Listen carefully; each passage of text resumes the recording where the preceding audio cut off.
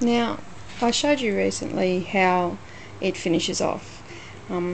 This is how we begin it. The pattern, again, I'm using Qbot. This is a pre-selected pattern.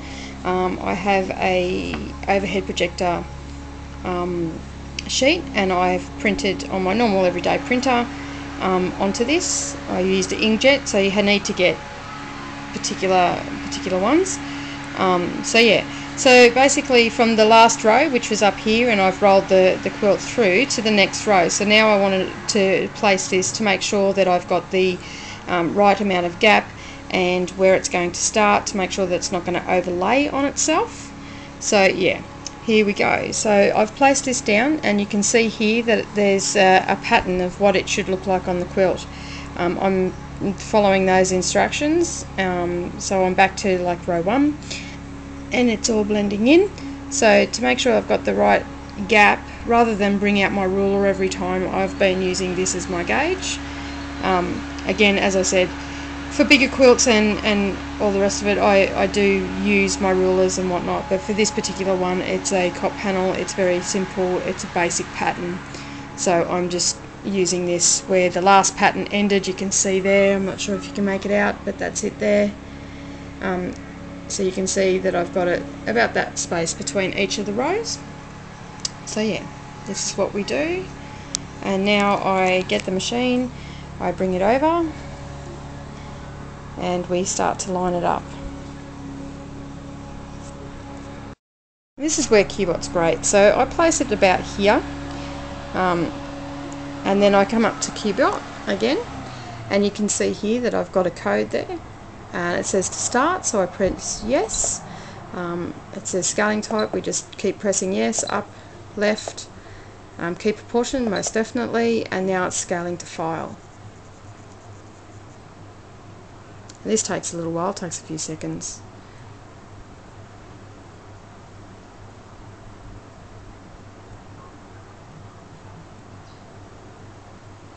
Okay, so it's ready to go, so we press move to start, and the machine will automatically move to the start. Sometimes it goes a little bit below, sometimes a little bit above, but I've got to have the needle over here because that's where I'm going to start. So I make sure that it's straight, everything's going the way it should be, and then I just adjust it with the control panel up here. Okay, so you can see by me pressing the buttons, I'm pressing the lower arrow at this point. I've gone too far down, so I bring it back up again, and then I go across to that green cross. So you can see there that I'm moving the machine. Okay, and I center that cross in my foot there, my quilting foot, and that looks to be about right. I double check that I've got the same distance that I've been using, and so I know that that's ready to go. So now I can move the sheet, and I need to bring the bobbin up. So this is bringing our bobbin up. Okay. And then I generally get my scissors and I run that under to bring it through to make sure I've got it.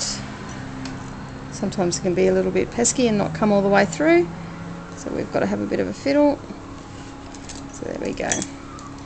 Okay, so now I'm ready to go. So generally what I do at this point, I just press go.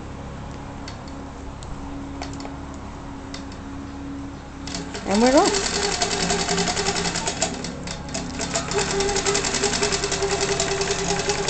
And that's how we do the start. And then basically it will run across the quilt,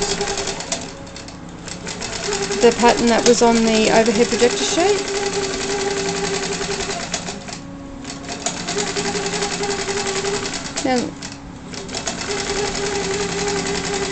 And it just continues on that.